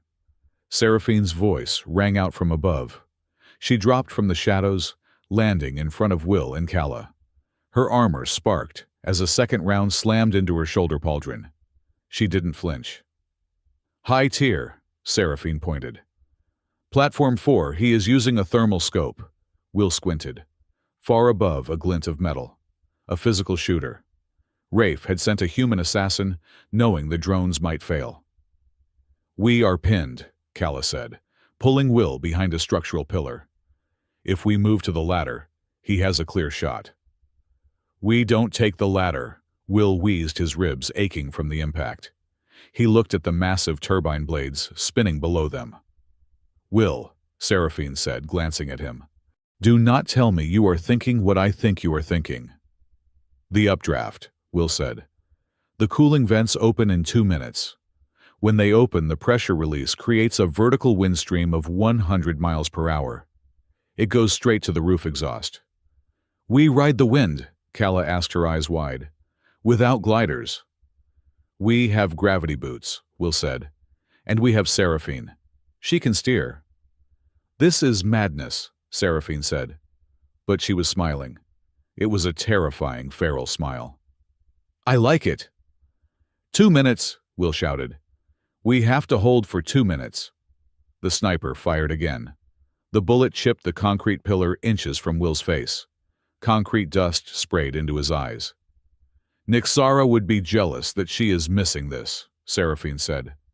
She stepped out from cover, her gauntlet, raising a hard light shield. Calla, prep the jump, will give me the timing. 90 seconds. Will checked his chrono. Wait for the green light on the central axis. The next minute was an eternity. Seraphine stood like a bulwark absorbing fire. Her shield flared and flickered under the assault. Calla held on to Will, her hand gripping his arm so tight it bruised. He is using armor-piercing rounds, Seraphine grunted. My shield is at 20%.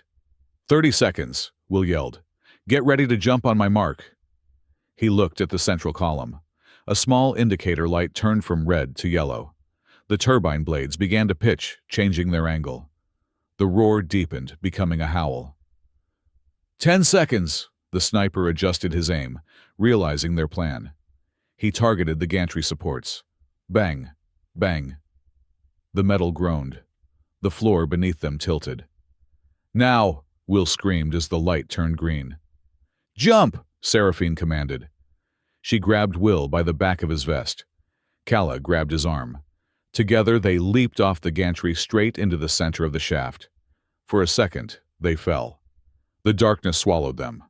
Then the vents opened. A wall of air solid as a fist slammed into them from below. It didn't crush them. It caught them. The updraft was immense. They shot upward, accelerating like bullets. "Stabilize!" Seraphine roared. She extended the flaps on her armor, creating drag. She became a kite, and Will and Calla were the tail. They rocketed past the sniper's nest. Will saw the assassin, a figure in gray tactical gear, stare in disbelief as they flew past him, riding the column of air. Yeehaw! Will couldn't help himself. The adrenaline was pure electricity in his veins. They shot up past level 50, level 80, level 100. "Exit coming up," Will shouted. "Maintenance hatch sector B." Seraphine banked hard, fighting the turbulence. She aimed for a side tunnel, a ventilation exhaust that led back to the residential corridors. "Brace for impact," Calla warned. They hit the grate at 60 miles per hour. Seraphine took the brunt of it, crashing through the metal mesh. They tumbled into a pile of dust and old insulation foam skidding along the metal floor until friction finally stopped them. Will lay on his back staring at the ceiling. He was alive. His ribs hurt. He was covered in soot. "That," Calla gasped, lying next to him, "was inefficient, but effective." Seraphine stood up, shaking dust from her armor. "We are alive. The sensor grid is dead. Mission accomplished." Will sat up, groaning. "Let's not do that again without coffee first." They scrambled back to the apartment. The hallway was quiet. Too quiet. Will ran to his door. It was battered, scorched, but closed. "Nora," Will pounded on the metal. "It's me." The door opened. Nora Penn stood there. She was disheveled, holding the toilet brush in one hand and a half-eaten nutrient block in the other. Pip was sitting on the sofa, unharmed, watching a static-filled screen. "You are late," Nora said, her voice trembling. "And he ate all the blue blocks." Will rushed past her and scooped Pip up in a hug. "I told you. I always come back."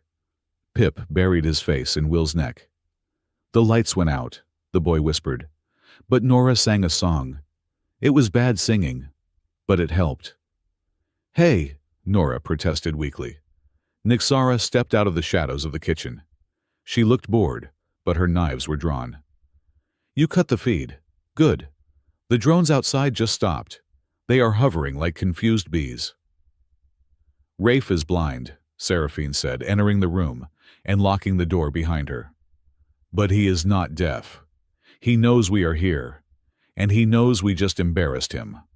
Will put Pip down. He looked at the group. His apartment was a ruin. His neighbor was armed with bathroom supplies. 3 alien assassins were using his living room as a command post, and a corporate warlord was coming for them. "He's not sending drones anymore," Will said, the realization settling heavy in his gut. "He's coming himself, with everything he has." "Yes," Seraphine said.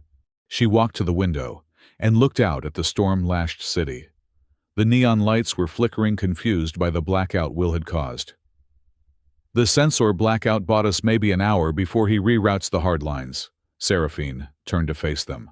Her face was grim, resolved. "Tonight the game changes. We are no longer hiding. We are holding ground." She looked at Will. "We can try to run Will. We can take the service tunnels to the lower depths. We might lose him for a day, maybe 2. But he will burn this spire down to find the boy." "Or," Will asked. "Or we turn this apartment into a kill box," Seraphine said. "We make him pay for every step he takes down that hallway. We make the cost of the debt so high that even he cannot afford it." "Battlefield," Nixara grinned, clicking her knives together. Finally, Will looked at Pip. The boy was looking at him, trusting him. He looked at Calla, who gave him a small, tired nod. He looked at Nora, who was terrified but hadn't run away. Will picked up his wrench. He weighed it in his hand. I'm tired of running, Will said. And I'm tired of people breaking my house. He looked Seraphine in the eye. Let's make him regret coming to level 112, Will said. We fight, Seraphine smiled. It was the first time Will had seen her smile. It was sharp, dangerous, and absolutely terrifying. Then let us prepare, Seraphine said. The storm is here. The storm outside the Gleam Spire had turned into a solid wall of shrieking wind and acidic rain. But inside the hallway of level 112, the atmosphere was even more volatile. The air tasted of ozone copper and the static charge of impending violence. Will Vance was on his knees by the ruined doorway of his apartment, fusing a high-voltage cable to the metal frame of the floor. His hands were steady, moving with the practiced rhythm of a man who had spent his life fixing things that did not want to be fixed. You are making a web, Nixara observed. She was crouching on top of the overturned refrigerator, which had been dragged into the living room to serve as a barricade. She was sharpening her combat knife, the rhythmic shing-shing sound, cutting through the tension. It is not a web, Will corrected, twisting a wire nut with his teeth. It is an inductive loop. If anyone steps on the welcome mat wearing powered armor, this cable will turn their magnetic seals into a reverse polarity magnet. They will be stuck to the floor like a fridge magnet. You fight dirty mechanic, Nixara grinned, her amber eyes flashing in the dim emergency light. I approve. I don't fight, Will said, standing up and wiping grease on his trousers. I maintain. And right now, I am maintaining the structural integrity of my life against a man who wants to erase it. Alert! Kettle's voice crackled from the ceiling, speakers sounding distorted and strained. Proximity sensors are overwhelmed. I detect 12 distinct heartbeats in the stairwell, heavy infantry, and one artificial signature. Rafe, Seraphine said. She stood in the center of the room, a pillar of matte black calm amidst the chaos. He has brought his personal guard, the debt collectors. They are not here to collect money, Calla said softly. She was in the corner, her body curled around Pip. The boy was shivering, his eyes squeezed shut, his small hands gripping his ears, as if trying to block out a sound only he could hear. They are here to foreclose on breathing. Will looked at the traps he had set. A gravity lock rigged to the fire suppression system. A steam vent bypass connected to the pressure valve. It was a jury-rigged nightmare of industrial accidents waiting to happen. Kettle, Will said. Route all remaining power to the hallway dampeners. When I give the signal, blow the fuses. That will fry my logic core, Will, Kettle protested weakly. I will be reduced to a toaster with a speech impediment. If we die, you won't even be a toaster, Will said. You'll be scrap. Valid point, Kettle sighed. Routing power. It has been an honor serving as your domestic supervisor, Will, even if your dietary choices were questionable. Boom! The blast door at the end of the hallway exploded inward. It wasn't a warning shot. The entire frame of the corridor buckled as a concussive wave slammed into the apartment. The windows rattled in their frames. Dust rained down from the ceiling. Contact! Seraphine roared. The hallway filled with smoke and the crimson glare of tactical lasers. Through the haze, armored figures advanced hulking shapes encased in gray corporate enforcement gear. They moved in a phalanx, shields up, weapons raised. Hold! Will shouted. Wait for the mat! The lead soldier stepped onto the welcome mat. Snap. The inductive loop triggered. A blue arc of electricity screamed from the floor, latching onto the soldier's boots. The magnetic polarity reversed instantly. With a sound like a car crash, the soldier was slammed, face first, into the metal floor plates, pinned by his own armor. The soldier behind him tripped over the body. Now! Will yelled. Kettle, blow the steam! A valve above the door burst open. Superheated steam, pressurized to 600 pounds per square inch, roared into the hallway. The soldiers screamed a muffled, terrifying sound through their helmets as the heat blinded their sensors and cooked their optics. Feral cord engage, Seraphine commanded. Nixara launched herself from the refrigerator. She didn't run, she flowed. She was a blur of orange and red violence diving into the steam. The sounds of metal tearing and plasma discharging filled the air. Seraphine stood at the threshold, her curved blade deflecting laser bolts with impossible precision. Every movement was efficient, calculated. She wasn't fighting. She was editing the battlefield, removing variables one by one. But there were too many of them. Suppression fire! A voice bellowed from the hall. Rafe's voice, amplified and distorted. A drone flew over the steam, immune to the heat. It locked onto Will. "Will down!" Calla screamed. She leaped from the corner, tackling Will just as the drone fired. A micro-rocket slammed into the wall, where Will's head had been a second ago, showering them with plaster and hot shrapnel. Calla groaned, her body jerking as debris hit her back. "Calla!" Will scrambled to check her. Her armor was cracked, a line of purple blood seeping from her shoulder. "I am fine," she gasped, her golden eyes locking onto his. "Just structural damage." "You took a rocket for me," Will said, his voice trembling. "You are the anchor," Calla whispered, her hand gripping his maintenance shirt. "If the anchor breaks, the ship is lost." In the corner, Pip stood up. The chaos of the battle, the screams, the explosions, the roar of the steam had pushed him over the edge. His eyes snapped open, and they were no longer violet. They were white, pure, blinding white. The Nullpur began. It didn't start as a wave. It started as an absence. The sound of the machine gun fire vanished. The roar of the wind outside ceased. The screaming of the soldiers stopped. It wasn't just silence. It was a void. Will felt his heart skip a beat, then another. He looked at Calla. She was moving her mouth, shouting something, but no sound came out. The air in the room felt thick like gelatin. Gravity seemed to lose its hold.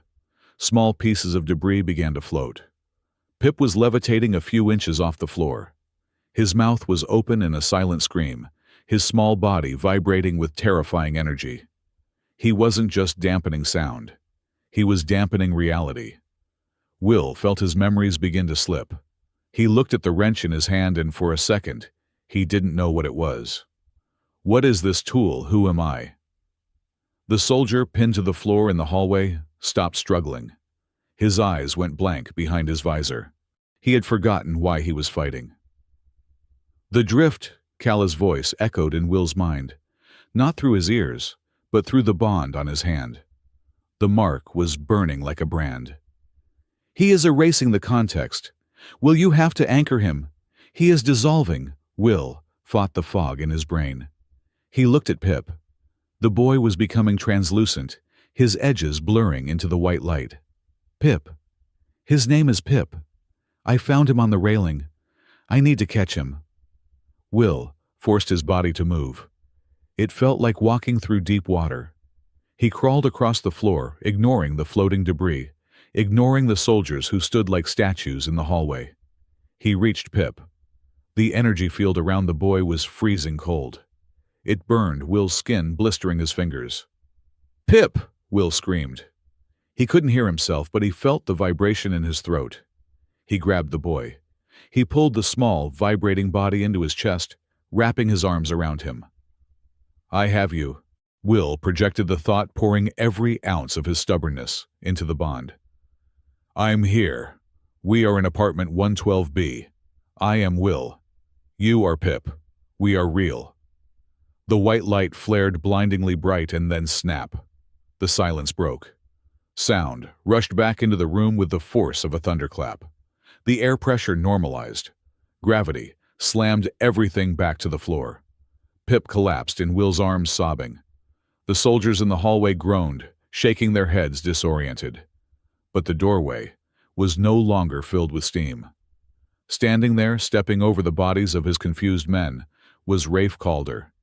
He looked impeccable. His suit was untouched by the battle. His chrome jaw glinted in the emergency lights. He held a heavy pistol in one hand, aimed directly at Will's head. Behind him, two massive combat drones hovered, their weapons charged and spinning. "Impressive," Rafe said. His voice was calm, cultured, and utterly devoid of humanity. That was a near-total cognitive wipe. If he gets any stronger, he will be able to reset a human brain to factory settings. Seraphine and Nixara were getting up from the floor, shaking off the effects of the null purr. They raised their weapons, but the drones instantly locked onto them. "Don't," Rafe warned, not looking away from Will. "My drones have a reaction time of 0.03 seconds. You will be dead before you twitch." He stepped into the living room. He looked at the wreckage of Will's life, the broken furniture, the scorched walls. "This ends now, Will," Rafe said. "The game is over. You have no traps left. You have no tricks." He pointed the gun at Pip, who was buried in Will's chest. "Give me the asset," Rafe said, "and I will let you live. That is the deal. Life for property." Will looked up. He was bleeding from a cut on his forehead. His clothes were torn. He was exhausted down to his soul. He looked at Rafe. Then he looked at Pip. "He's not property," Will rasped. "He's a child." "He is a weapon," Rafe corrected. "A weapon that you are too sentimental to use. Look at you. You are a mechanic living in a box. You are nothing. Give him to me and you can go back to fixing toilets. You can survive." Will tightened his hold on Pip. He felt the boy's small heart beating against his own, rapid, terrified, but alive. "Survive?" Will asked. He slowly stood up, lifting Pip with him. He didn't back away. He stood his ground. "You think living is just breathing, just eating and sleeping and not dying?" "That is the definition, yes," Rafe sneered. "No," Will said. He looked Rafe in the eye. "Living is choosing. Living is deciding what matters. If I give him to you, if I let you turn him into a battery for your silence, then I'm not living. I'm just a part of your machine." Will took a step forward, right into the barrel of the gun. "So go ahead," Will said softly. "Shoot me. But you'll have to pry him from my dead hands. And I promise you, I have a very strong grip." Rafe's eyes narrowed. His finger tightened on the trigger. "You are a fool," Rafe hissed. "A sentimental, obsolete fool." "Will," Kala's voice came from behind him. She stepped up beside him. She wasn't wearing her helmet. Her face was bruised, but her golden eyes were fierce. She placed her hand on Will's arm. "You are not a fool," Kala said to Will, ignoring the gun pointed at them. "You are magnificent." She looked at Rafe. "You want a weapon, debt hunter." "You are looking at the wrong one," Kala squeezed Will's arm. "Will the bond. Do not suppress it. Push it. Give him everything." "What?" Will asked. "Pip," Kala shouted. "Sing," Rafe fired. The bullet left the barrel, but it never reached Will. Pip's eyes opened, but this time they weren't violet. They weren't white. They were gold. He didn't scream. He didn't cry. He looked at Rafe and he pushed. The null purr that erupted wasn't a wave of silence. It was a wave of dissonance. It was the sound of 1,000 broken chains snapping at once. The bullet stopped in midair, vibrating violently, and then disintegrated into metal dust. The drones behind Rafe didn't just shut down. They exploded.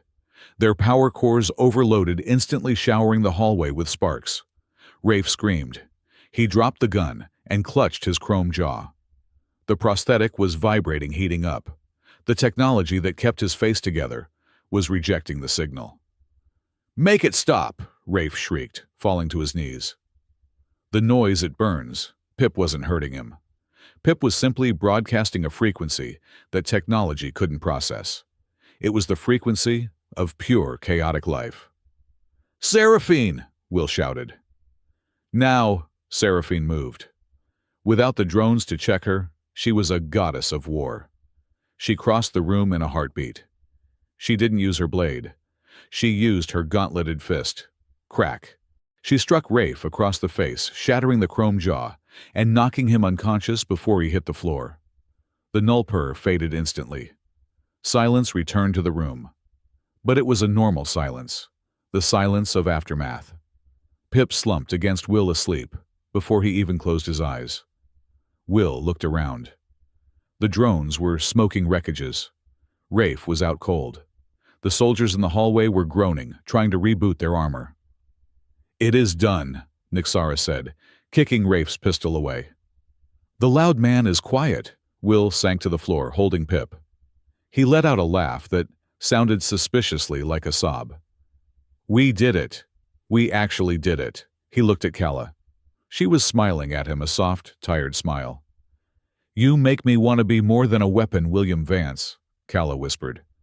She reached out and brushed the hair from his forehead. "You make me want to be a shield." Will leaned into her touch. "I think you're both." Touching moment, Seraphine's voice cut through the air, sharp, cold. Will looked up. Seraphine was standing over Rafe's body. She had her blade drawn, but she wasn't looking at Rafe. She was looking at Will.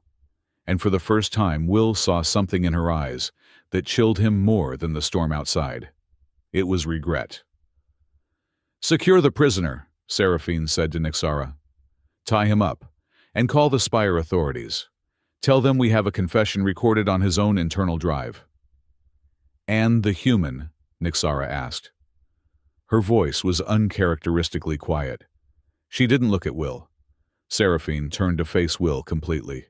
She raised her blade. "Seraphine?" Will asked, confused.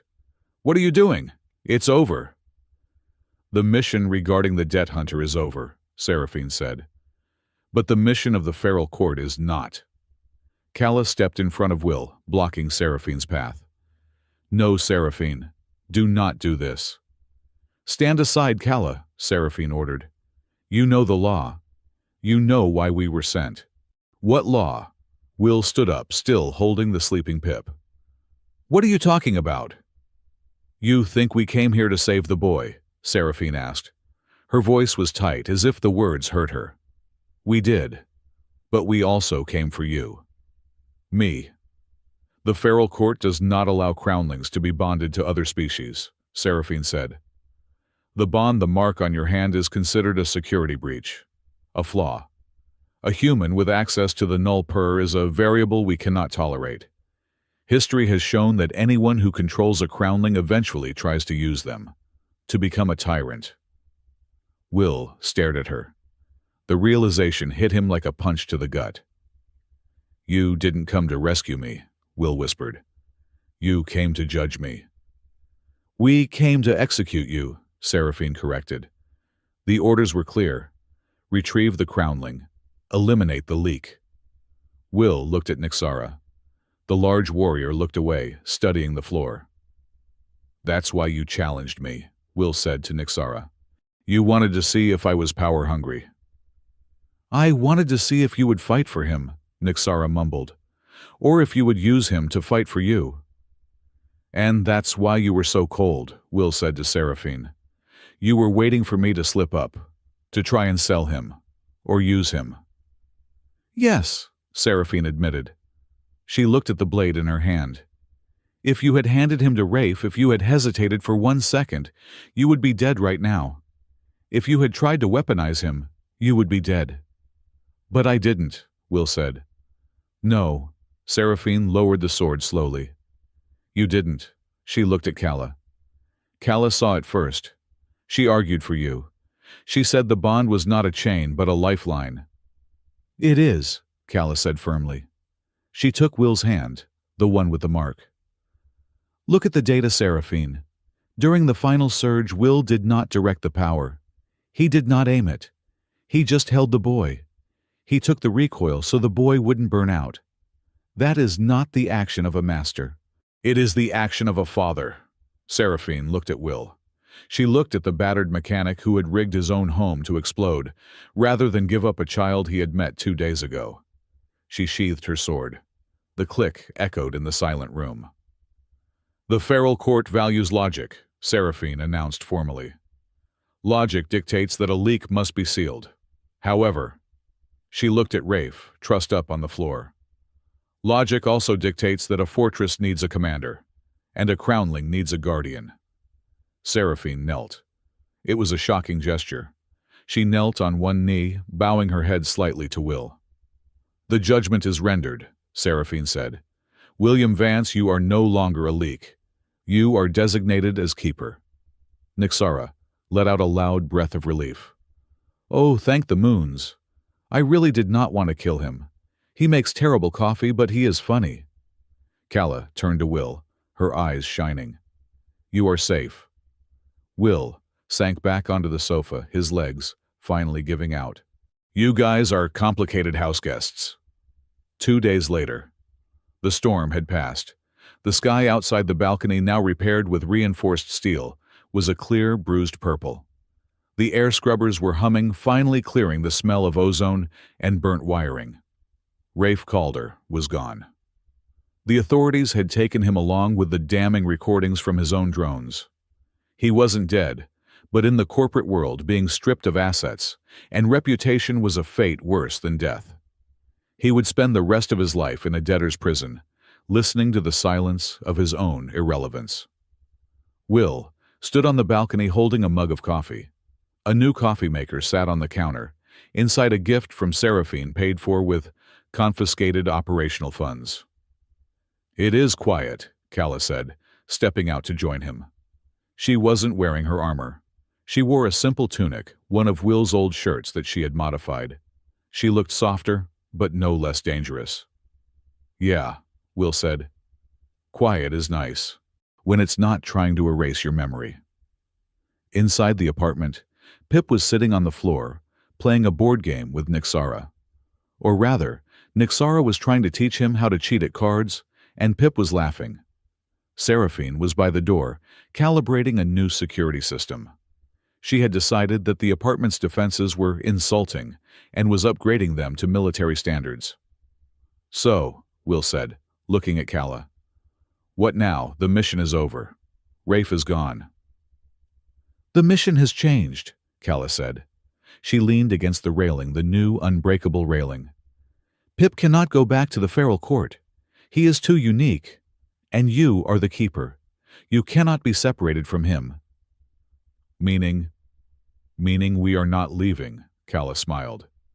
"Seraphine has declared this apartment a diplomatic enclave of the feral court. We are your permanent security detail." Will choked on his coffee. "Permanent, in a one-bedroom apartment." "We are adaptable," Calla said. She reached out and took his hand. Her fingers interlaced with his. The bond on his hand hummed a warm, contented vibration. "And, besides, I have found that I like the walls here. They hold good things." Will looked at her. He looked at the chaos inside his living room. He thought about his quiet, boring life before the cat child fell from the sky. "I'm going to need a bigger couch," Will said. "And more noodles," Nixara shouted from inside. "The boy eats like a black hole." "Still adorable," Nixara sighed, looking around the cramped, battered apartment. Will smiled. He squeezed Calla's hand. "I'm going to hang a sign on the door," Will said. "No more surprises." Calla laughed, the sound mingling with the wind of the spire. "Oh, William, you know that sign would be a lie." "Yeah," Will admitted, looking at the strange, dangerous, beautiful family that had invaded his life. "But I think I can handle the surprises now." He took a sip of coffee. It was perfect. "Kettle," Will said. "Play some jazz." "With pleasure, Will," the AI replied. "And may I say it is good to have the house full." As the music started, Will turned back to the city, his hand in Calla's, ready for whatever the sky decided to drop on him next.